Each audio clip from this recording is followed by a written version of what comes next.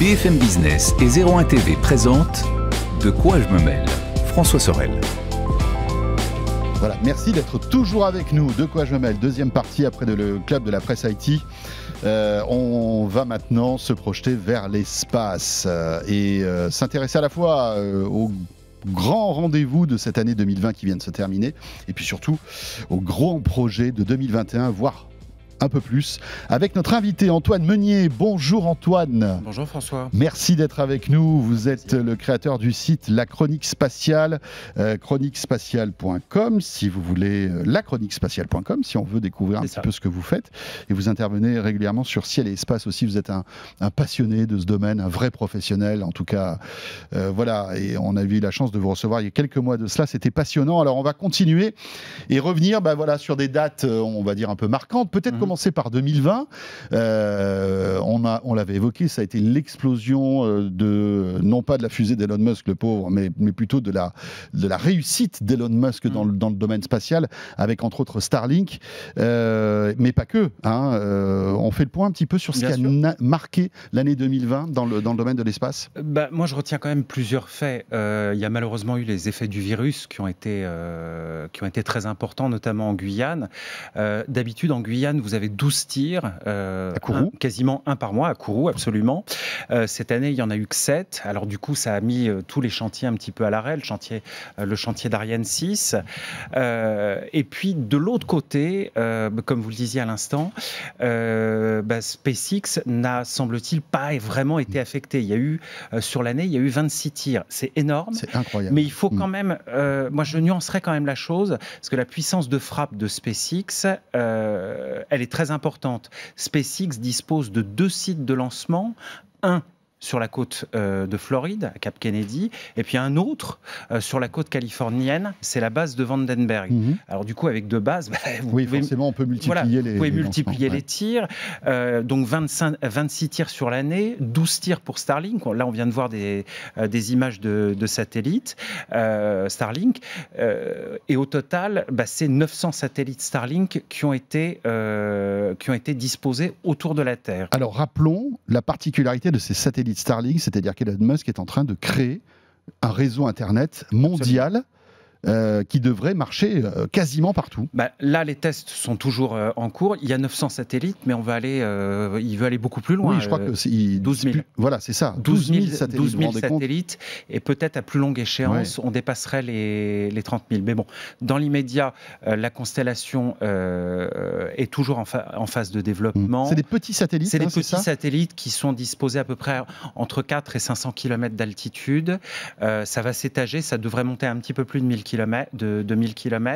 Ils font 250 kg en moyenne chacun et ils servent de relais. Ils sont reliés par connexion laser. Donc c'est vraiment quelque chose d'énorme. Et là, on peut le dire, Elon Musk, il est quand même très fort parce qu'il a réussi à produire.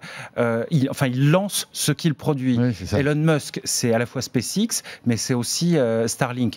Et en Europe, personne n'aurait parié sur un tel. C'est clair. Et en fait, il est en train de créer le plus grand réseau Internet au monde. C'est déjà le plus grand réseau. C'est déjà le plus grand réseau, c'est sûr. Il y a déjà des tests. Je crois qu'il y a des bêta-testeurs aux États-Unis, notamment, qui peuvent se connecter via Starlink. Et l'idée, c'est qu'avec un terminal, où que vous soyez dans le monde, vous puissiez avoir une bonne connexion Internet avec un temps de latence qui est réduit. Assez faible, parce que justement, le satellite n'est pas géostationnaire, il n'est pas à 36 000 km d'altitude, il est à 400, 500, donc la latence est plus faible. La latence sera plus faible, enfin elle est censée être plus faible. Avec Starlink, l'idée c'est de pouvoir jouer aux jeux vidéo, mais ça c'est un vœu d'Elon Musk, donc faire passer les informations de manière beaucoup plus intense qu'avec un satellite en orbite géostationnaire. Alors ça, c'est le premier point, moi, que je retiens de 2020. Il y a un autre point que je retiens quand même très important, c'est la Chine qui a réussi quelque chose d'assez exceptionnel, c'est de rapporter des échantillons depuis la surface de la Lune. C'était pas arrivé depuis 1976. À l'époque, ce sont les soviétiques qui avaient réussi ces missions, ramener une petite carotte de terre de quelques quelques dizaines de grammes à l'époque. Là, on a ramené à peu près 1,5 kg depuis la surface de la Lune. Et puis surtout, la Chine, elle prépare les missions suivantes. La mission qui est en cours va servir à préparer la mission d'après. Cette mission Chang'e 5, qui a eu lieu au mois de décembre, on répète les procédures qu'on utilisera pour les futures missions habitées. Pas pour tout de suite, je tiens à être très clair, puisque ce ne sera pas avant une dizaine d'années. Parce que pour aller sur la Lune, pour envoyer une mission habitée vers la Lune, vous avez besoin d'une très grande fusée. Alors, ce n'est pas comme de la taille d'Ariane 5. Ariane 5, c'est à peu près une cinquantaine de mètres. Non, il faut une fusée qui est 2 fois plus importante, plus de 100 mètres de haut. À l'époque, les fusées Saturne 5, elles faisaient 100-110 mètres de haut. Alors, cette fusée, pour l'instant, elle n'est pas encore disponible. Elle est en phase d'étude. C'est une fusée qui s'appelle Long March 9 et qui fera plus ou moins la taille de Saturne 5.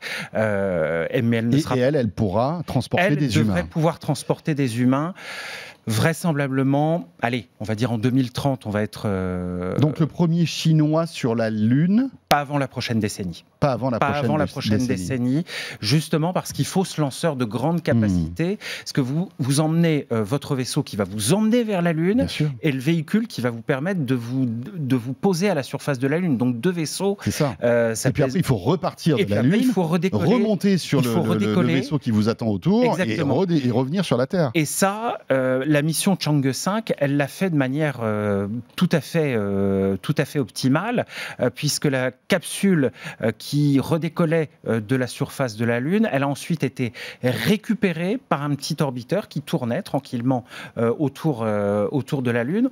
On a attendu le moment opportun et puis ensuite, on est revenu. La capsule a été larguée, elle s'est posée en Mongolie et elle a été parfaitement récupérée. Donc ça, pour moi, c'est vraiment, avec SpaceX, c'est vraiment les deux événements les plus importants de 2020. On n'a pas trop parlé de SpaceX, on s'est plutôt focalisé sur Starlink. SpaceX, donc...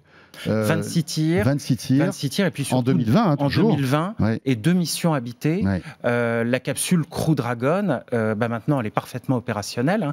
Il y a 2 capsules commerciales, le Crew Dragon, et qu'on voit actuellement à l'écran, et le CST-100 Starliner de Boeing.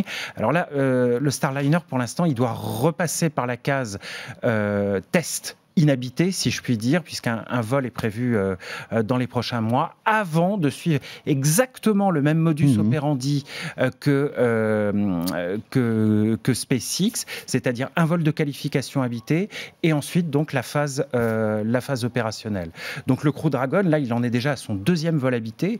Un premier vol de qualif et ensuite un vol opérationnel. Là, les astronautes qui sont montés avec l'ISS sont toujours là-haut. Elle va pas tarder à revenir. Et puis surtout, le Crew Dragon, c'est notre astronaute Thomas Pesquet qui va en 2021 va le tester. Il va le tester. En quelque sorte, il utilise un nouveau. Il y a 4 ans, il y a 5 ans, il a été parti avec Soyouz. Là, il va tester donc le Crew Dragon. Donc le Crew Dragon, c'est un vaisseau, c'est presque un vaisseau de science-fiction. C'est très high-tech. Vous avez on a vu des images incroyables. Voilà, d'ailleurs, vous étiez venu nous commenter un petit peu ces images. On a l'impression d'être dans une Tesla. Et d'ailleurs, Elon Musk ne se cache pas des similitudes qu'il y a entre les deux, non? Alors, il faut savoir que les tenues des astronautes, elles ont été dessinées par un illustrateur de chez Marvel. Voilà, mais bon, mais c'est incroyable, c'est que Elon Musk est tellement inspiré par la science-fiction qu'il a envie de rendre possible et réel des choses que des romanciers ont inventées. C'est un petit peu oui et non, mais bon, là il teste également sur la 3e base, j'ai oublié d'en parler, celle de Boca Chica au Texas, le Starship. Alors le Starship, c'est un véhicule énorme qui serait capable de transporter plusieurs dizaines de personnes, mais on n'y est pas encore. Là, c'est plus pour le tourisme spatial, c'est ça? Non, ça serait pas uniquement pour le tourisme spatial, ça serait aussi pour aller vers la Lune et à plus longue échéance pour aller vers Mars. Là, on a des images de l'essai de décembre. Alors, si vous êtes avec nous en vidéo, c'est pour ça qu'Antoine commande ces c'est le Starship, images. L'essai SN8. C'est une énorme fusée. C'est une énorme fusée. En fait, il n'y a pas d'aménagement intérieur. Là, c'est un bâtimoteur. Vous avez une case d'instruments avioniques Et c'est tout. Mais ça permet de voir comment va se comporter le vaisseau, déjà pour une première phase de vol suborbital. On n'est pas monté très haut, à peu près une douzaine de kilomètres, mais c'est déjà un premier pas. Toutefois, je tiens quand même aussi à dire, c'est que le calendrier d'Elon Musk d'envoyer des hommes vers Mars en 2024-2025, bon, il est clairement pas tenable. C'est-à-dire que Musk souhaiterait, enfin pour lui, son calendrier, c'est 2024. 2024-2025.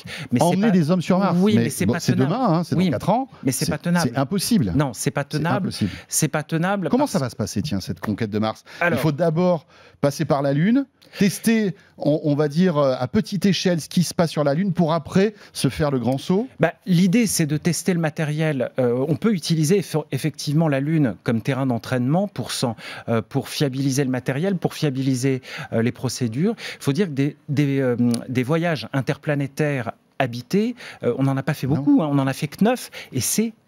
passez-moi l'expression, c'est peanuts, c'est rien du tout. Et c'était il y a 50 ans. Et c'était il y a plus de 50 ans. Et là, on se prépare à peine à retourner vers la Lune. À la fin de l'année, la NASA va tester, si tout va bien, le vaisseau Artemis 1, le vaisseau Orion pour la mission Artemis 1.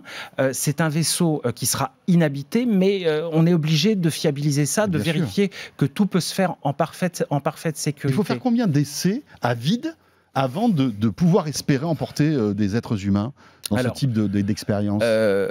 Chez SpaceX, déjà pour les voyages jusqu'à l'ISS, on a fait un test à vide juste avant de passer à la phase énorme, de qualif. Quand même, hein.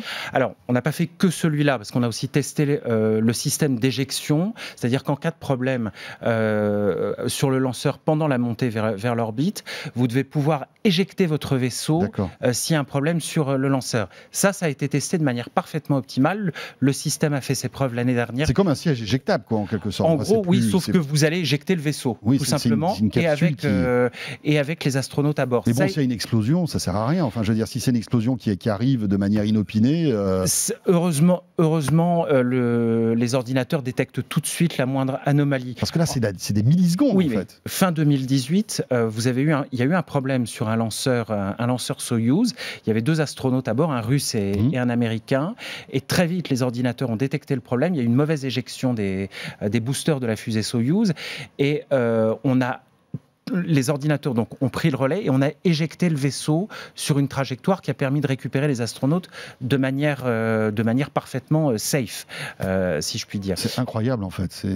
C'est incroyable. Moi, ce que je vois, on fête cette année, en plus, les 60 ans du premier vol du premier vol habité, celui de Gagarine. On a parcouru quand même beaucoup de chemin. On a fiabilisé le matériel. On en est à utiliser des fusées réutilisables.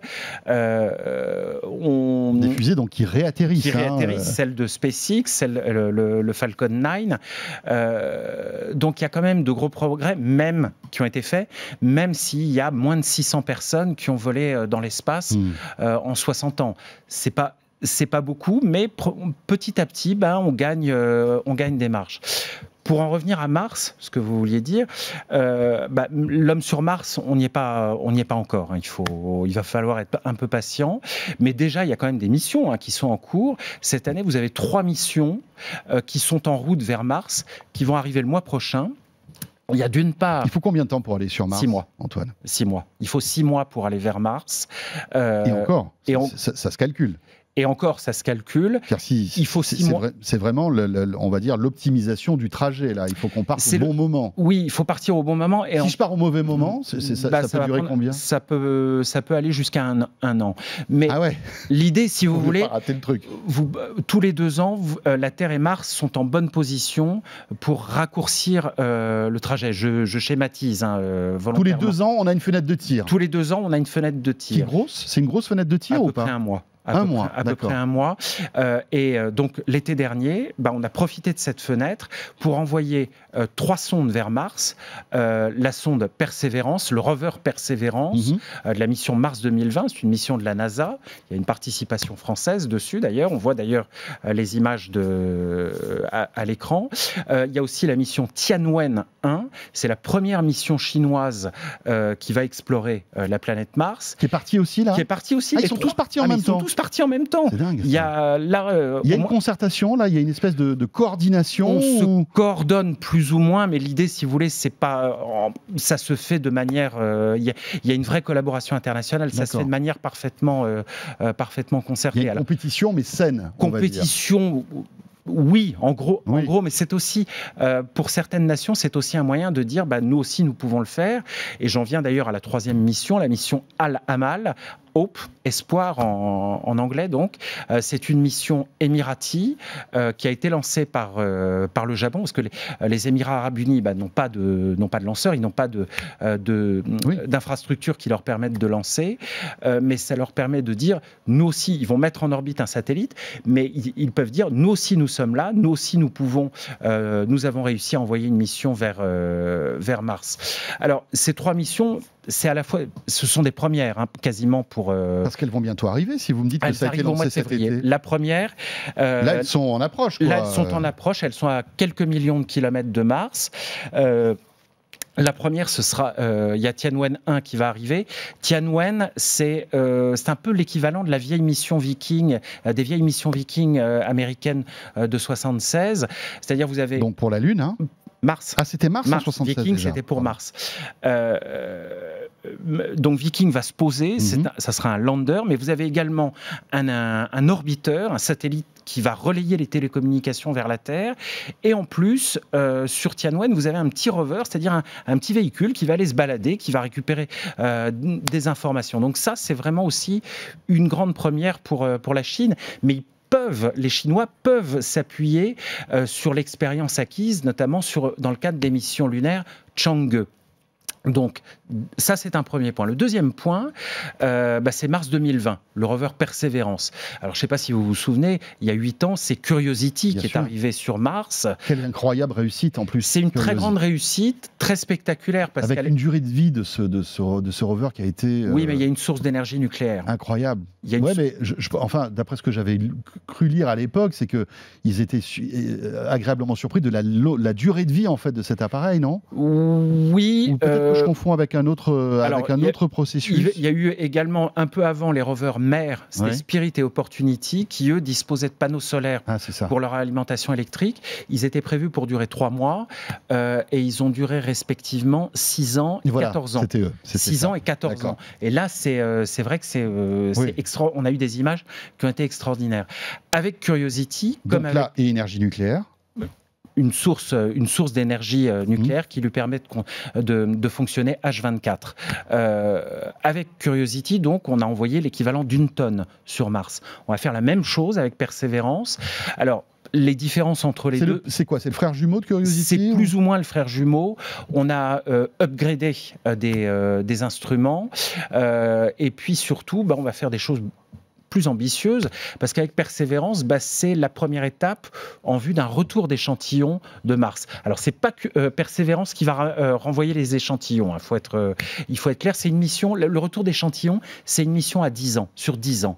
Oui, parce que là, c'est pour qu'on comprenne bien. Il y aura 3 engins. On part de la Terre, on va sur Mars, on se pose, on fait tout ce qu'on a à faire. On récupère des petits échantillons qu'on va mettre dans des petits tubes de la taille de mon stylo, vraiment. Il va y en avoir un... Il ne faut pas se tromper, là. Il ne faut pas se tromper, il faut bien sélectionner. Mais bon, moi, je fais confiance aux ingénieurs. On peut imaginer. Il n'y a pas de souci. Donc ça, ces petits tuyaux vont après dans un module. Ce sont des... Non, ils vont être laissés sur place. Ils vont être laissés sur place à une position bien définie. Et en 2026, on va envoyer la mission qui va les récupérer avec un autre rover. Ce qu'on appelle un fetch rover, c'est-à-dire un rover récupérateur. On va avoir 6 mois pour les récupérer. Une fois que ce rover a récupéré les échantillons, il va les ramener jusqu'à son point de départ. Il va redécoller, exactement comme l'a fait Chang'e 5. Enfin, une petite fusée va redécoller en direction de l'orbite martienne, où attendra un satellite conçu par l'Europe. C'est important aussi de le rappeler. Le Fetch Rover, le rover récupérateur, est également conçu par l'Europe. Et ensuite, une fois les échantillons déposés dans l'orbiteur, retour vers la Terre, mais pas prévu avant 2031, la fin de l'année 2031. Il faudra 6 mois, là, pour revenir? Il faudra 1 an, à peu près. Il faudra... Le retour sur la Terre est prévu... plus long. Pour 2031, mais le départ de la planète Mars se fera l'année d'avant. C'est incroyable. Alors, on parlait de l'Europe là. Donc, on n'a pas à rougir vis-à-vis des Américains et des Chinois? Non, on n'a pas à rougir vis-à-vis des Chinois. Mais on a l'impression quand même qu'on avait une excellence dans ce domaine. On l'a toujours. On l'a toujours. Mais on n'est pas en train de se faire rattraper par les Américains et les Chinois. On l'a toujours dans la mesure où déjà le système Galileo, par exemple, c'est le système qui est le plus utilisé au monde, juste devant le GPS et les autres systèmes. Combien d'années de retard sur Galileo, Antoine? Ça a été, mais c'est toujours un peu laborieux quand même. Tant mieux, on y est arrivé. François, c'est toujours beaucoup plus difficile de coordonner l'ensemble des États membres de l'Agence spatiale européenne que de coordonner la NASA. En matière d'observation de la Terre, il y a le système Copernicus qui fonctionne très bien. À titre personnel, moi, ce que je regrette, c'est pourquoi est-ce qu'on n'a toujours pas de véhicule spatial habité en Europe? Stratégiquement, ça serait sans doute très important. Il faut dire une chose, c'est que les Indiens, cette année, doivent tester leur propre système de véhicules habités, le système Gaganyaan. C'est une capsule qui sera prévue pour emporter jusqu'à 3 astronautes. Ils vont le tester à vide si tout va bien cette année. Ils devaient déjà le tester fin 2020, mais bon, les effets du virus ont tout ralenti. Et ils espèrent pouvoir envoyer un premier astronaute l'année prochaine, c'est-à-dire peu de temps avant l'anniversaire de l'indépendance indienne. Donc il y a peut-être effectivement quelque chose à faire dans le domaine du vol habité, même si nos astronautes occupent une place très importante.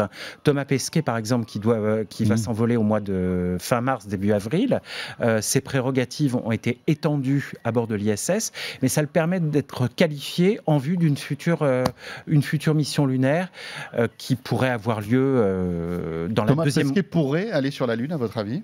Oui, c'est possible.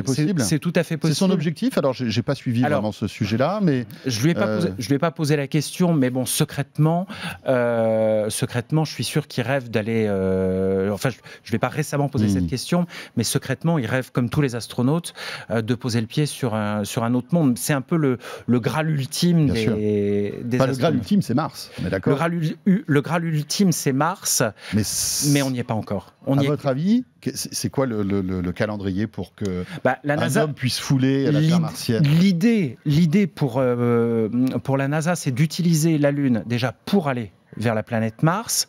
C'est-à-dire qu'il y aura un stop? Non, pas un stop. Il n'y aurait pas un stop, d'accord. C'est juste un entraînement. C'est un entraînement qui permet de fiabiliser, le matériel. D'ailleurs, tous les astronautes à qui j'ai posé la question me l'ont dit. On va d'abord retourner sur la Lune. Mars, peut-être en 2040. Et on a une contrainte très importante, c'est le moteur chimique. Et le moteur chimique, il autorise un voyage en 6 mois. Alors, peut-être que dans une dizaine ou une quinzaine d'années... C'est-à-dire qu'aujourd'hui, on n'a pas... Physiquement, on ne peut pas créer la puissance pour envoyer un vaisseau avec des personnes à l'intérieur jusqu'à Mars, c'est ça? Non, on pourrait, dans l'état actuel de nos connaissances, on le pourrait tout à fait, mais ça prendrait plusieurs mois, 6 mois de voyage, ensuite 18 mois sur place, le temps que les planètes soient de nouveau... On peut raccourcir ce délai de 6 mois, à votre avis? Aujourd'hui, je pense pas. Aujourd'hui, je pense pas. C'est-à-dire que si un humain part sur Mars, il part pour 1 an de trajet aller-retour, minimum, c'est ça? Il part pour 6 mois de voyage aller, 18 mois sur place, puis encore 6 mois de retour, c'est-à-dire quasiment 2 ans et demi. 2 ans et demi dans l'espace. Un être humain, les effets sur un être humain, pour l'instant, on les connaît pas. C'est peut-être ça aussi le plus important, parce que l'humain, c'est le capteur qu'on n'a pas inventé. Le maximum. Avec quand même des risques. Oui, des risques inhérents, parce que vous encaissez les radiations solaires, vous encaissez aussi le rayonnement. On n'est pas à l'abri de problèmes techniques. Le rayonnement cosmique. On ne peut pas s'arrêter sur le bord de la route, là. Oui, alors on ne peut pas s'arrêter sur le bord de la route, mais on peut déjà envoyer du matériel qui pourra nous servir. Notamment, il y a une petite expérience sur Persévérance qui est très importante, qui s'appelle MOXIE. C'est de la production d'oxygène in situ. Alors, c'est un petit truc qui est large comme ma feuille, mais c'est un petit laboratoire, c'est-à-dire que ce petit laboratoire va prélever de l'atmosphère martienne, il va casser en deux la molécule de CO2 qui est contenue dans l'atmosphère martienne. Et ensuite, on va voir si on peut produire. Alors, si on peut produire de l'oxygène, là, ça sera en très petite quantité, mais peut-être que dans une vingtaine d'années, on arrivera à créer une usine. On arrivera à avoir une usine qui soit beaucoup plus, qui puisse produire de l'oxygène de manière beaucoup plus importante et qui soit vraiment une descendante de cette expérience. Pour qu'un être humain puisse vivre en autonomie sur place, de toute façon. Pour que plusieurs êtres humains puissent vivre en autonomie. Pendant au moins 18 mois. Pendant 18 mois, au moins 18 mois, peut-être plus, mais...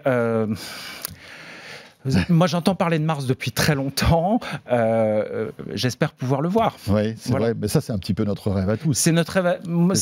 C'est le rêve de tout passionné d'espace. Ouais. C'est le rêve ultime, même pour toutes les agences spatiales. Mais ça prend du temps. Il faut continuer de fiabiliser. Mais je pense qu'un gars comme Elon Musk, lui, vraiment, c'est l'un de ses objectifs. Mais c'est son objectif. C'est son objectif. C'est de son vivant, voir en fait ses projets aboutir avec des humains sur Mars. C'est de prendre sa retraite. Et ça, il l'a dit. C'est ça. Ah oui, c'est ce qu'il a dit. C'est ce qu'il a dit. C'est dingue. Mais il le dit dans la. Attendez qu'il construise un hôtel. Avec ce qu'il faut autour aussi. Bien sûr. Mais on n'y est pas encore. Non. Antoine, merci, c'était passionnant, comme toujours. Merci beaucoup, créateur du site lachroniquespatiale.com. N'hésitez pas, si ces sujets vous passionnent, vous en aurez pour votre argent, si je puis dire, en allant sur ce site. Et puis vous intervenez de temps en temps sur Ciel et Espace. Merci beaucoup, Antoine Meunier. Merci, François. Ce De quoi je me mêle est terminé. Merci de nous avoir suivis pour la première fois sur BFM Business. Dorénavant, ce sera comme ça toutes les semaines. Et puis, bien sûr, comme d'habitude, ça ne change pas, les podcasts audio et sur 01 TV, bien entendu, 01 TV qui vous permet de retrouver De quoi je me mêle en multidiffusion tout au long de la semaine. Merci d'être là en tout cas et fidèle. À très vite. De quoi je me mêle sur BFM Business et 01 TV.